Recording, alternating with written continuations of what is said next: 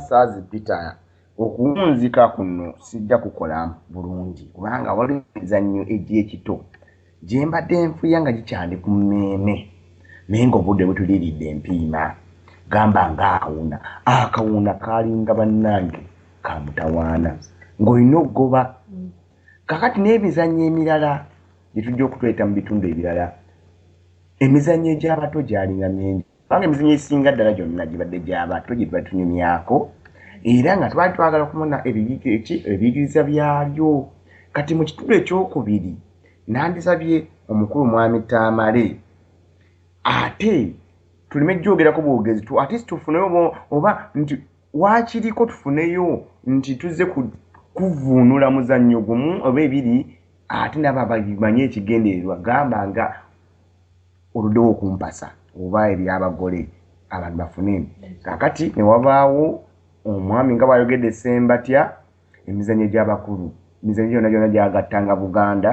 ate nga nakati kwe musingi gwe tuyimiridde kubanga nga bwe yayogedde ng'atandika yagambye nti alabangako nsi oba bantu bali nga bo bali muwamu nga basinga era jjukira nti ne gavumenti za Britain ziyimiriddewo ku ffe kubanga ffe twalina omusingi ogwo twaliza mu bimpimpi ngamba nti kiba kirungi nnyo neebaza nnyo munnange gwe bayita Ssembatya okubeera mu studio nga tukuteesa ebyazo n'abatuwuliriza mwami Tamale oleeta ekirowoozo kino ne mukyala wange nfiirabiragwe nnyo gwe bayita Najjweka Yessebo amuliza mwebale nnyo bannange nsanyuse nnyo okuba nti musobodde okuba nange olwaleero nga tuteesa ku mulamwa gwaffe ogw'emizannyo mu Buganda. Nsanyuse nnyo okulaba nti mwenna mwajjumbira nnyo emizannyo egya buli ngeri. Emizannyo gye twogeddeko leero gibadde 10 era nga bwe babadde bateesambu tujja kuddamu tulabe emizannyo gino kimu kinnakimu oba nga tusobola okutangaaza ku muzannyo gumu abatuwuliza ne basobola okumanya ebisingawo. Bannange gwe yali atuwuliriza oba ng'oyagala okuteesa naffe oba oyagala okutuwabula oba okututegeeza gye tunaateesa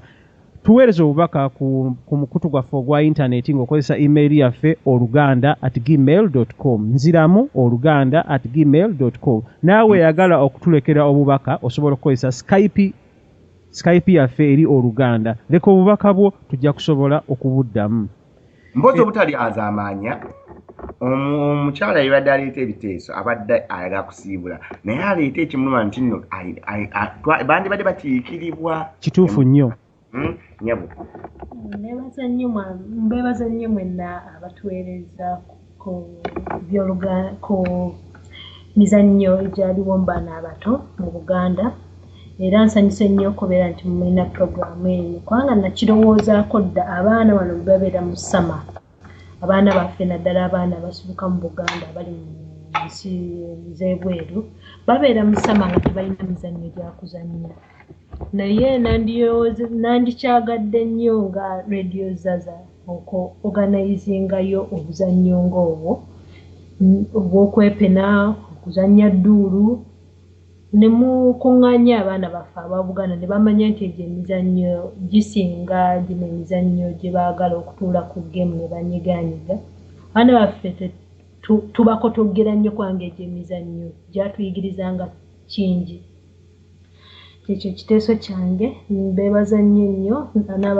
n'abatuwuliriza beebaza okutuwa akadde kammwe mweyongere okubanga muwuliriza Radio Zaza.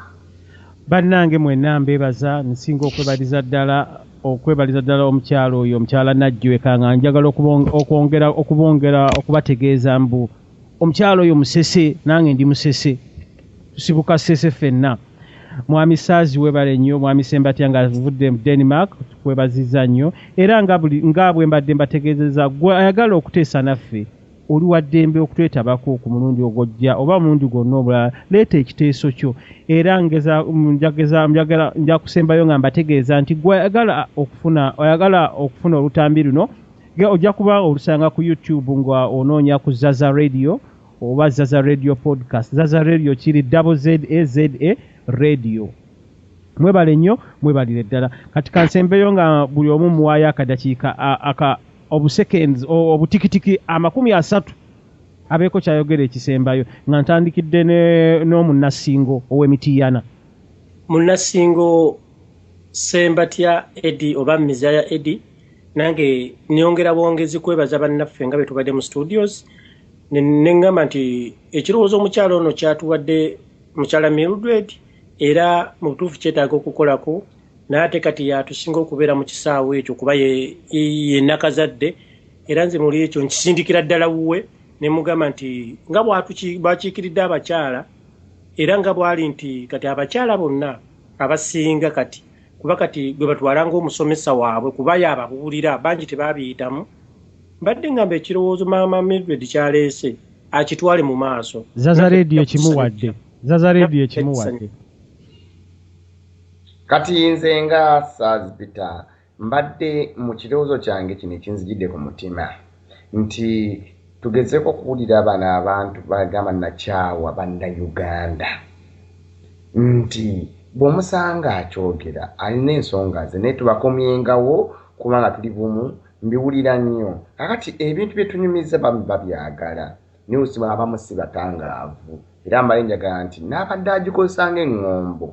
bambi oluusi eyakunyiiza yali munnayuganda omu mukomewo mubeere bannayuganda era kijja tuyamba okukulaakulanira wamu. Mpozi mukulu Saazi nange kyembadde neerabiddemu ekitono munansonyiwa okudda. Mbadde nsaba buli muntu ndowooza ali wano ayinza okuba alina omuntu egwamanyi munnayuganda. Kituufu ddala. Mbadde nsaba tukozese okumanya kwaffe okw'obuntu nti gundi mmumanyi oba omanyi email ye oba omanyi essimu ye oba omanyi Facebook ye oba omanyi connection yonna tuyambagane okwatenga ebintu byaffe bino nga bwe tubeera tubikoze kwegamba oli omuwe omukutu oba omuwe linki kwegamba asobole okubeera nga awuliriza bw'awuliriza naye ajja kuwa munne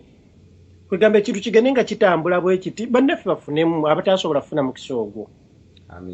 Ate bane ngezaako okwongezaako mbu ekirungi kya Zaza Radio Podcast mbu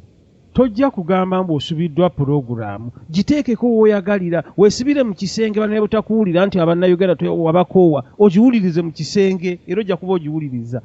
Bannange mwebale nnyo mwebalire ddala.